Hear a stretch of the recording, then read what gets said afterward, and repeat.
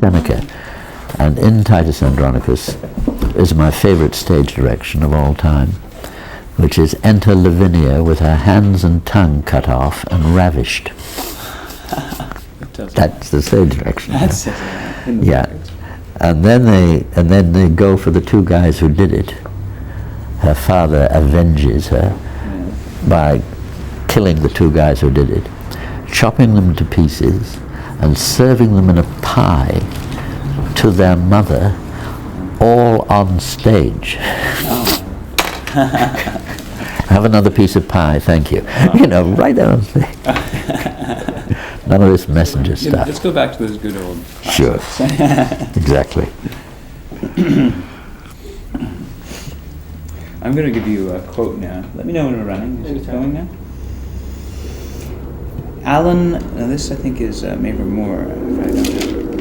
Andrew Allan was another tormented son of man's, forever oscillating between idealism and guilt, caught forever in the spiritual equivalent of a pincer movement. That's kind of a cryptic comment. Son of the manse. Yeah, that means his father was a clergyman. That's the child of the manse. And a Scottish clergyman at that. And the Scots have always been fairly hard line when it came to religion. There's a sort of sternness about it. That's changed a good deal, as everything has changed. But there was a time when to be a child of the manse meant that you were required to justify your existence on earth. God had given you talents, you had better use them. And Andrew certainly felt that very strongly, and indeed used his talents. But it was very easy to start thinking that maybe I'm not doing what I should be doing. Maybe I should be doing more of this and less. You know, that's the kind of thing that Maeve was talking about. Andrew was also an alcoholic. And that's, of course, a terrible burden. He was a rather special kind of alcoholic, however. He was the kind who could and did drink 3 double scotches in rapid succession before going into rehearsal. And at that point, from then on, he behaved cold sober.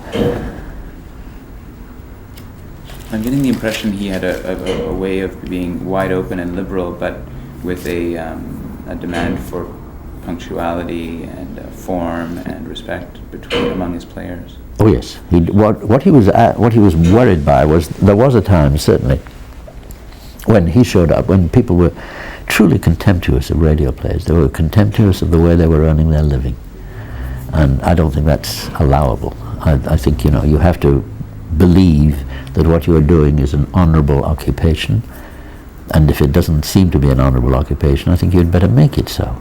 And that's what Andrew was trying to do. And one of the things people did was always smear up the script and muddy it up and rephrase things and all the rest of it. And one of the first things that Andrew did was to stop that absolutely. You must get the script absolutely right, word for word. And if you didn't, if you slipped or were clumsy, he would drop you from the next week's show. And since he was about the only game in town, that was really bad news. The script could be changed. That's not the same thing. What would happen is that an actor would say often, can I say this instead of that? And Andrew would then make a decision. That's all right. But that's not the same as just sort of slopping around. Of course, that's, pointing it. And Andrew was close personal friends with all the actors. Lucio Agostini, for example, who did the music, he and Andrew shared an apartment for quite a long time. How do you distinguish, so to speak, how do you deal with your close personal friends in this way? Andrew's way was a deliberately slightly old-fashioned way, and that was to refer to people at work as Mr. and Miss. So he would say always, Mr. Agostini, are you ready for that, that kind of thing? And he would be saying, Mr. Tweed, can we have your scene? And when the scene was over, the rehearsal is over, he would say, okay, Tommy, let's go and have a drink. You knew which role you were confronting. Would he actually look over your shoulder as you wrote? No. Can you please describe what it would take, say, to sit down and write a half-hour play? Adaptation on that. An adaptation or a play? Adaptations consisted, I think, essentially in having a very good grasp of the radio medium, and I think I can say that that's my great asset, was a real grasp of the radio medium of that time. The radio medium has changed quite considerably. I think dramatic conflict in the old-fashioned sense is, by the old-fashioned sense I mean the well-made play sense. I think what people now want to hear on radio, what I want to hear certainly, is storytelling. Storytelling. If you're in the well-made play configuration and you put narrators in, a narrator usually is the coward's way out. It's a way of cheating. If, however, you are storytelling, the narrator isn't the coward's way out at all. I mean, the narrator is the show. You have to balance the thing. There's a good example of the kind of structural thing, I think, that you have to think of when you're sort of devising it. And that's Mark Antony's speech in Julius Caesar. Shakespeare is sometimes very tiresome, as we all know, but most of the time he's not tiresome at all. He's the best, no question about that, and still is the best, and you can still learn all the things from him. Mark Antony makes the great speech in which he is over the dead body of Caesar, in which he's going to turn the crowd against Brutus, and Shakespeare does it right in front of us. Mark Antony comes on and delivers the speech, and he had better, the degree to which we believe he is convincing the crowd depends, of course, on the degree to which he's convincing us. We're sitting there, standing very often, in that probably slightly rainy afternoon, they're on the bare boards, and he's got to convince us. He could very, very easily have written an equally effective scene, not equally effective, but a very effective scene in which we don't have the speech. We have Brutus makes his speech and leaves. And then we have a scene in which the conspirators, Brutus and Cassius and so on, are celebrating. And then we hear, what's happening? There's a noise, the crowd's outside, what's happened? Someone comes in and says, Mark Antony has raised the crowd. He's made a wonderful speech in the forum and we'd all better get out of town. I can easily imagine a playwright doing that, and no one would feel the lack of it. That's very different from stepping out and saying, okay, time to show our mettle. The thing is right on the table. Let's do it head on. How would you know the... Wait a second. One moment, please, Stephanie. Sorry, what's... What's... Take a shower and we're using a plug and they can put the floor. Over there? I'm going to try to find another plug. Okay, don't unplug it yet. Sorry, just a second. Did you hear that? Someone is taking a... Oh, okay. I wonder if you're an actor, so maybe I can get you to repeat that. How can I pose that as a question to get you to repeat that very statement right now about Tommy Tweed? What sort of trouble was Tommy Tweed getting himself into? He was being disrespectful. He was being disrespectful of the establishment and disrespectful of sacred things. Sacred things meaning, for example, civil servants. One of Tommy's shows had in it a little song to the tune of Mockingbird Hill, the uncivil civil servant on Parliament Hill, that kind of thing. And of course there was no sense of humour around Ottawa, as there still is not. And Davison Dunton was always in trouble, and he sent a little note to Tommy one day saying, dear Tommy, you got me in trouble again last night. Keep it up. And it's the keep it up stuff, that we don't get so much. What we got later on was the broadcasting code, journalistic code, let's have a code, that kind of stuff. You were considered enigmatic by some, turning down Andrew Allan's offer of a cigarette with the term, no thanks, I don't indulge in non-cooperative vices. Yeah. Taken with awe by some. Can you comment? Was that good or bad? I think it was silly. I don't think I'm an awe-inspiring person. I certainly don't go around trying to radiate awe. I tend to be, I think, rather frivolous in speech. I make jokes a fair amount, but I'm fundamentally, I think, very serious indeed. And that's what comes through in my plays. I think they are indeed serious. But this is no reason why the surface shouldn't have a certain amount of sparkle to it. And you referred yourself as a wide-eyed omnibrow. Could you repeat that phrase and tell me what it means? Yes, people sometimes say, do you see yourself as a highbrow or a lowbrow or what? And I don't see that makes any sense whatever. I regard myself as an omnibrow, which means I'm certainly, for example, I'm very interested in sports, and people say, yes, you pretend to be. I don't pretend to be. I really don't pretend to be interested in anything that I'm not interested in. But I am very interested in a lot of things, and I managed to stay naive. And I think that's important. When I hear Beethoven's Fifth Symphony for the 2 millionth time, it still knocks me out. Shakespeare still knocks me out.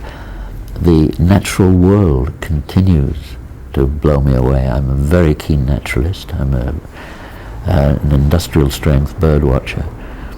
And at the same time, the sense that the birds have been reading the book is absolutely fascinating. It's not that you want them to be doing new things, although they do that too, but to do the same old things is quite extraordinary, the sense that at this time of year that should be happening, and it's happening. I'll give you a good example of that. There are little birds which are quite common, especially in eastern Canada, brown creepers. The name described it exactly. They're little things, and they just go up the trunk of a tree. And there are also nuthatches, and nuthatches famous for hanging around upside down, with their heads sticking out at right angles and looking around in this sort of way. Well, the brown creepers go up the tree, and the nuthatches go down and fly to the top of the next tree, and then down. Between the two of them, they're looking for insect eggs. Insect eggs are full of fat to survive the winter. So there's high calories in insect eggs. They're full of antifreeze, is what it amounts to. But if you're a brown creeper going up, you're looking at the underside of the ridges. If you're a nuthatch going down, you're looking at the upper side of the ridges. And between the two of them, they just keep the tree nicely cleaned out. And it's that sort of thing, there it is, happening year after year. And it's the effortless economy of evolution. Have you drawn on the natural world in your writing? A lot, yes, absolutely. The programs I do for radio these days, I'm always referring to the natural world and always going on about it. And I think it's it's an enthusiasm which I can communicate. I teach at the conservatory in Toronto, and we talk about creativity. That's what I'm trying to teach about. Aspects of creativity. And that includes the arts, of course, but it also includes the sciences. And it also includes things like perceptions of the natural world. The thing that I just mentioned of the nuthatch and the creeper, the birds are not being especially creative. The creative part is perceiving it for a human being and then putting it into a certain context. And it's in that sense that it enriches a little corner of your life.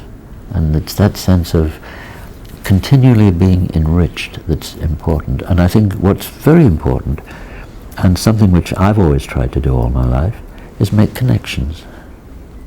I don't think things should be sitting there in watertight compartments. I think what's needed is to try and form connections. Bronowski was a great friend of mine, and he was a wonderful connector. And it's that business of connecting that's so important. To be able to do that is absolutely vital, and that's what I put in my plays.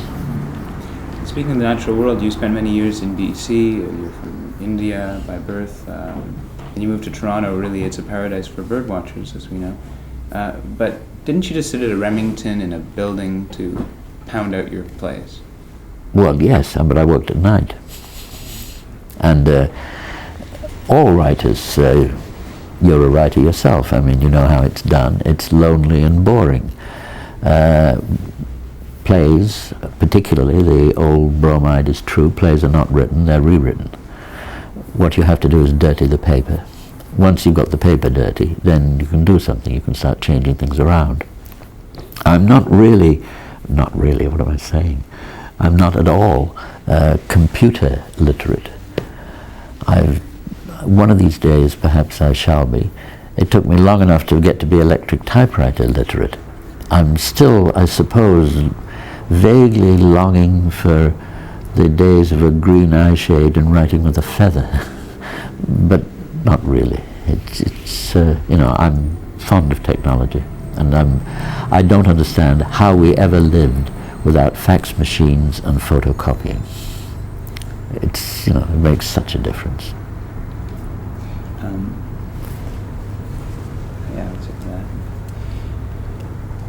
I'll ask the question here. Andrew Allan on this to Sinclair. He was the center of a coterie at UBC. I've never met anyone I hold to be more brilliant or more seminal of ideas. What about ideas again? Are you the immaterial man or something? Why ideas all the time? I think probably because I was moving in a circle of people who were very interested in acting and drama and English students, and I used to sit in on English classes, and you know, I enjoyed that very much. I was the only person around, well, not quite correct, Don Ivey, who did Human Ivy 2 for Physics on television for a long time. Well, Don Ivey was there at the same time, and he and I were in physics and maths. I was the only person around who did any science at all. And to mention something as outrageous and daring as the theory of gravitation, boy, there's an idea, wow. You know, it was that kind of thing. I think they're not much in the way of ideas, but there were unfamiliar ideas to people in that range. And I'm not putting them down because, of course, they had ideas which came as complete shockers to the physics and maths crowd. I was in the middle all the time. I was a mathematician among the drama people and an actor among the mathematicians. Did you technically work for the CBC, or were you freelance? I was freelance. Oh, okay. I didn't join the CBC on staff until when I finally joined. I'm very glad to say that not only the CBC but the entire country made a very big fuss about my joining the CBC. There were firework displays all across the country, and speeches were made. It was July the 1st, 1967, and I presume that all that must have been for my joining the CBC. I can't think of any other reason. So for years you had been writing for the radio as well as for anyone else who would produce you, right? Television, yes, and stage. A lot of television. Your first radio award was for an adaptation of Ibsen's Ghosts. No, I don't think so. My first radio award was for things called a play on words, which was a kind of radio essay about World War II. Nice. The title is even a play on words, eh? Okay. Mavor said about your award for Ibsen's Ghosts than your adaptation was this was a compromise in that The Great Flood was considered too blasphemous. Can you comment on The Great Flood? That they thought, that Moore thought you should have been awarded for The Great Flood, but were awarded for an adaptation of Ghosts. I don't remember The Great Flood. I have an idea that Mavor is mixing something else. I think what he's getting confused with, because it's happened before, is The Open Grave. Has anyone mentioned that? The Open Grave was a TV show done by Ron Kelly. And what it's about was to set a situation in Toronto, in modern dress as it were, in which a criminal has been executed and buried, and 3 days later they discover that the grave is open. It's an Easter show, of course. And that was a gigantic storm over that. And I would think that a lot of people think that I did The Open Grave. I wish I had. It was a wonderful show. Ron Kelly did it. Can you tell me a bit about the drama writing you did at CBC television then? Didn't Mavor Moore say, "We don't want anyone here over 30"? Yes. Could you actually tell me that quote on camera? What happened was, when they were when they were recruiting for, the new television service, which hadn't started yet, and nobody believed that it was really going to happen, and Maver and Stu Griffiths were recruiting for that. I mentioned this to Maver one day, as a matter of fact, the over 30 thing, and he was quite shocked and outraged and said, I couldn't possibly have said that. I said, well, in fact, you did. You said it. There was a book called Seven Lively Arts, and that was the Marshall McLuhan of its day, and they really studied that very carefully and looked, and one of the things they said was that television is a young person's game, and if you're over 30 you're already past it. You're not going to be able, it's a kind of foreshadowing of don't trust anyone over 30, I suppose, is what it amounts to. And I was 31, so I couldn't sign up. A lot of good people, so Harvey Hart was signing up there, Norm Jewison, Sylvia Navazzano, they had Bob Allan. Bob Allan was very helpful because Bob let me sit in the booth. So, I didn't take the course or anything of that kind, nor could I get a job as a producer, which I wanted to do. But what I could do is sit in the back of the booth and watch all the various exciting things that were going on, and some of them were very exciting indeed. Everything was live on life, not live on tape, live, out it went. And the cameras were not all that reliable.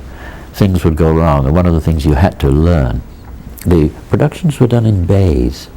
So you would do something in a scene, in the meantime the next scene is being got ready, and the cameras would move over and keep going, and the actors there are frantically changing clothes to take, all this stuff is going on. And when a camera went out, which it frequently did, then everything had to be rearranged. And there was one producer, whose name I will not mention, when they started in Winnipeg, and he was very hard-working and ardent and arduous, and I think totally misguided. He wasn't relying on all those gut feelings that I think you have to rely. If you haven't got the gut feelings, you might as well not start.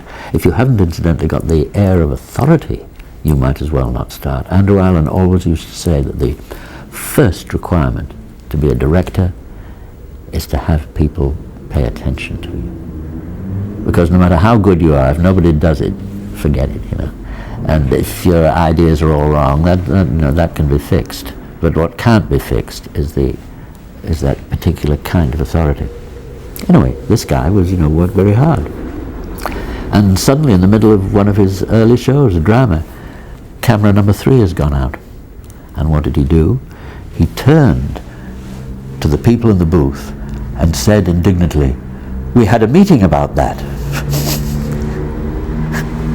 Doesn't fix anything, You worked with the Davises at the Crest, or rather, they produced one of your plays. I produced several. Yes. Can you tell me a little bit about the Crest and the Davises and how you got to know them? And well, they were very. This is a point now in which the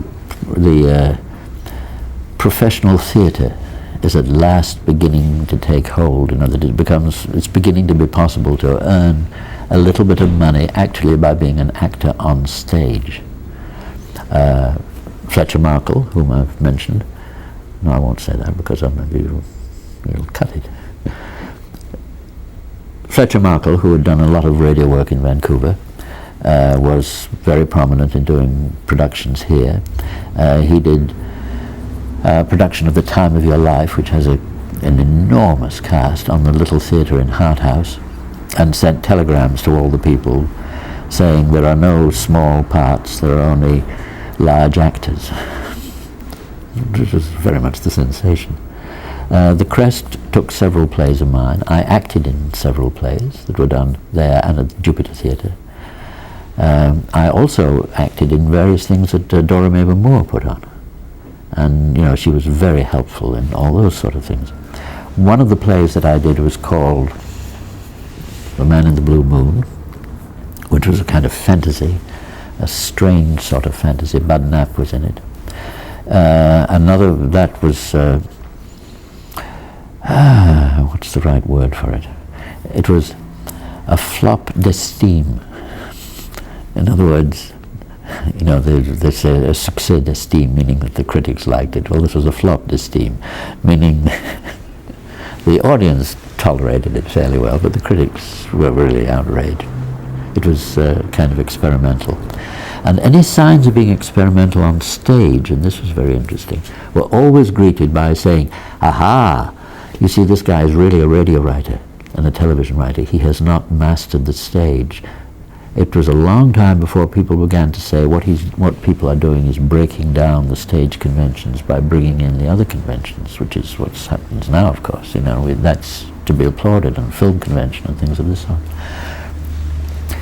The Blood is Strong was done, and that's a play of mine which is probably the most successful one. It's been done an awful lot up and down the country. It's a play about Scottish settlers in Cape Breton in the 19th century.